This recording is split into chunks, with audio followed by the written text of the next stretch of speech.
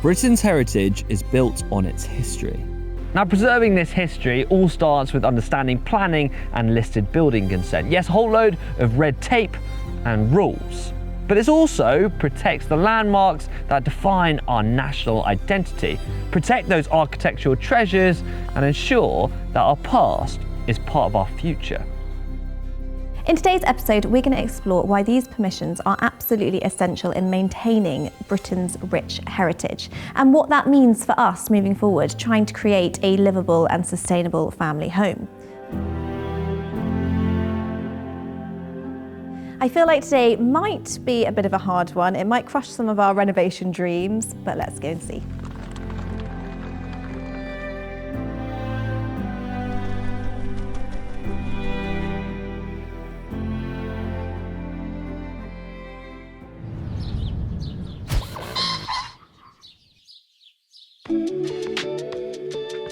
Recently, our main focus has been the upcoming renovation of Chavenage House, or shall I say the modernisation of part of the house where we're going to eventually live in. Yes, which is very exciting and very daunting at the same time. It is. I don't think the house has been done up for about 70 years since James's grandmother moved in, so it's fair to say we've got quite a big job on our hands. Yes, we definitely do. Now, this is because the house is listed. Now, what does that mean, you might be asking? Yeah, what deems a property to be listed? It's all to do with the special architecture and historical significance of the property, and Chavenage really has both of those things. Yes, which basically means if we don't want to go to prison, which we both definitely don't want to do, or pay massive fines, we need to pay special attention to the laws and regulations surrounding listed buildings. Yeah, bit of a mouthful. Oh, and not straightforward. Now, before we get onto this manor in Chavenage House, I think it's worth us talking through the grade system. Now, I've come to explain all this in my grandfather's beloved study. Yeah, I feel like the lord of the manor. Anyway, let's get on to it. At the bottom of the tree, you've got grade 2 listed. Now, that makes up 92% of all listed buildings. Now, this can include pubs, post-war constructions, town halls. There's a wide variety of buildings that can sit under grade 2 listed. And then we come on to grade 2 star listed. Now, this makes up 5.5% of all listed buildings. And this can include churches, more notable country houses, maybe even some public buildings. And then we get to the top tier, the top of the tree, the creme de la creme of listed buildings. This is grade 1 listed. Now, this makes up 2.5% of all listed buildings. Now, these are buildings of extra significant importance. So we're talking houses that you might have heard of: Blenheim Palace, Buckingham Palace, Westminster Abbey, St Paul's Cathedral, the Tower of London, and then even more famous landmarks like Hadrian's Wall and Stonehenge, and then Chavenage House. Yeah, our beloved home. So essentially, we have the same regulations and rules as the Tower of London. So what makes Chavenage special? Why is it so important?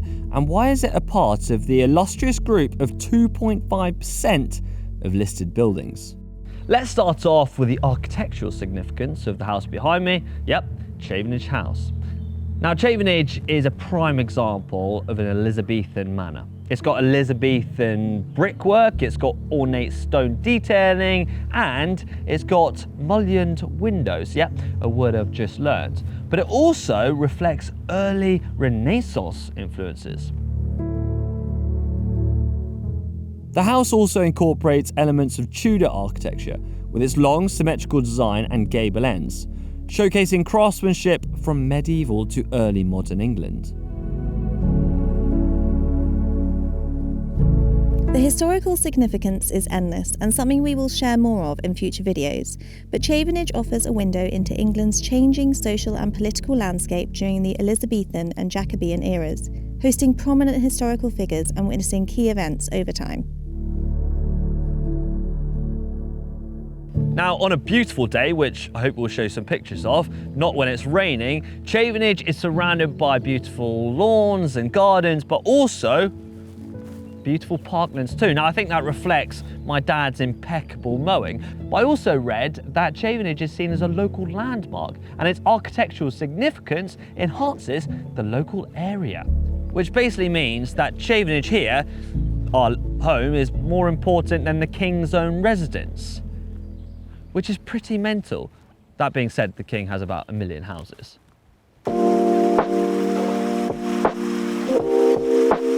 Now, the only way we can attempt to navigate this absolute minefield of planning is to get a planning consultant on board with us, and that might help steer us in the right direction, and that's exactly what we're going to do. So we're going to go and meet Tom.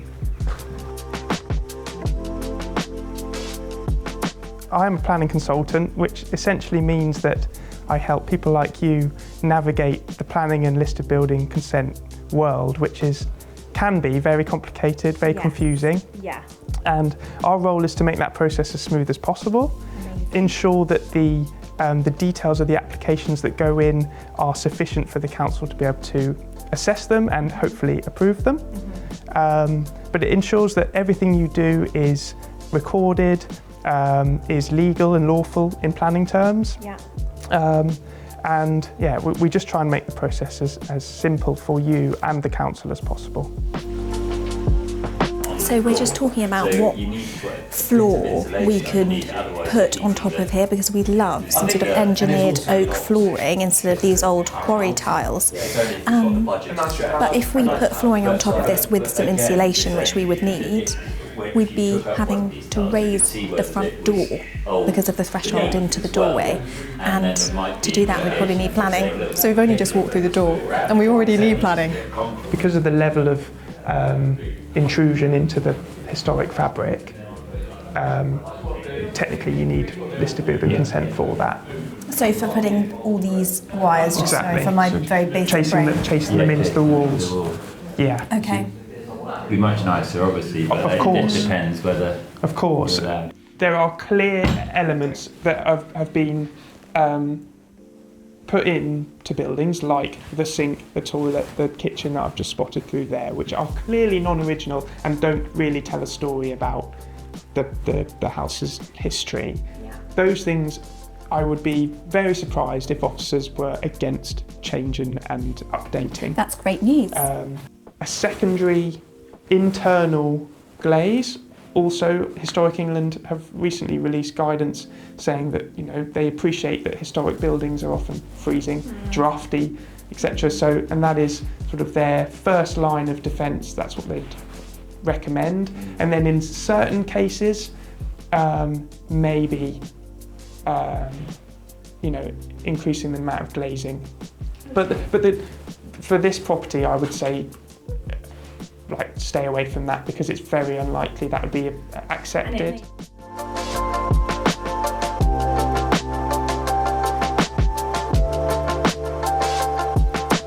I'm getting a bit stressed actually about this. Already see that things like taking these units out will almost certainly not be an issue.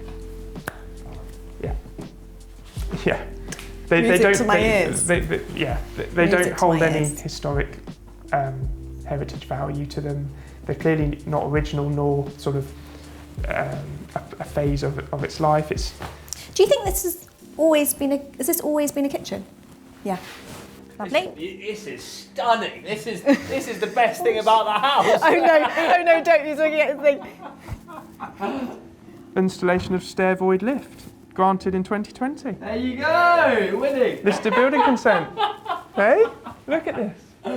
It's beautiful, So, isn't it? this puts it in perspective of what is and isn't allowed. Clearly, aesthetically, it's detracting from the heritage asset, but they allowed it probably for, circumstances of human Yes. Ability. to and mobility.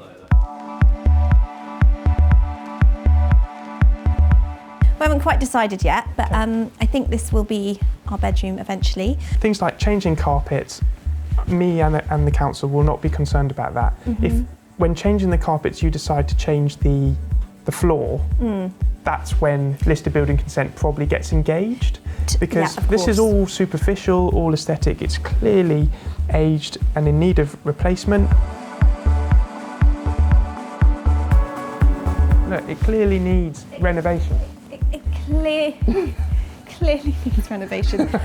But this was into a sort of family bathroom. Yeah, you must have had something leaking in the roof then. Yeah. Cool. What is it like? What you imagined, or completely? I found this magic. Yeah. Oh, wow. No, it isn't at all. Grab one to it. It's a bit like a maze, Tom. Yeah. But this is like essentially the part of the house which, you know, we wouldn't ever touch. Yeah. See, it plays in your favour that you're not trying to touch this stuff. Great. That's what I thought you might Yeah. say. See your breath, mate. Yeah. But it's amazing, isn't it? Because the ability to alter this will be so much more restricted. Yeah. Okay. Understandably. Yeah, totally. Right? And you wouldn't want to touch it. It's a virtue of this place that you are grade 1 listed, which is the highest grade in listing that we have in England. Yeah. So, you know, obviously that means that the assessment of proposed works will be that much more detailed and is important. But what we've talked about today, I think there are certainly lots of things that we can get right for you and essentially lead to a home that you will be able to live in the modern day without impacting the important heritage assets of the past. So yeah, now we move forward. Thank you so much. No, you've been absolutely amazing, and I feel like we're just at the beginning of our journey together with Chavenage, and hopefully you can, you know, come back in however long and see it working as a family home for us, because essentially we want to protect this house and we want to be living in it for hopefully a long time and keep part of it as much of a family home as possible for the next generation, because that is really the dream in places like this. So thank you so much for your help. It's been a pleasure to have you here. Cheers. In all seriousness, I think we massively underestimated the seriousness of this project with the Grade 1 listing. So we're going to have to work really closely with our planning agent and the council to make sure we do everything completely correctly, all down to the colours that we put on the walls. So it's not like you own a home and you can just move in and do everything you want. It's completely different here. So it is going to take a lot of pre-planning on our side to make sure that we get everything right. But we're really glad that we got Tom in at this point so we don't make any mistakes. And yeah, it's not going to be as straightforward as we thought, but it is going to be an adventure. So there we have it, a little bit of insight as to what planning means, what listed building consent is. I hope you learned something. I mean, we sure learned a lot. Definitely. I think we're going into this year with a lot more information about what we can and can't do here. Yeah, and ready to get on with the renovation. Yeah, it's going to be an absolute amazing journey, challenge, adventure. So make sure you stick around by hitting that subscribe button. It's totally free and it just helps us grow the channel, and hopefully we can get this renovation done going for you guys as well as to create a nice livable home. If you enjoyed this video, hit that thumbs up button. Any questions, hit them in the comment section below and we'll answer them in the next Q&A. We'll see you in the next video. Bye. Take care. Bye.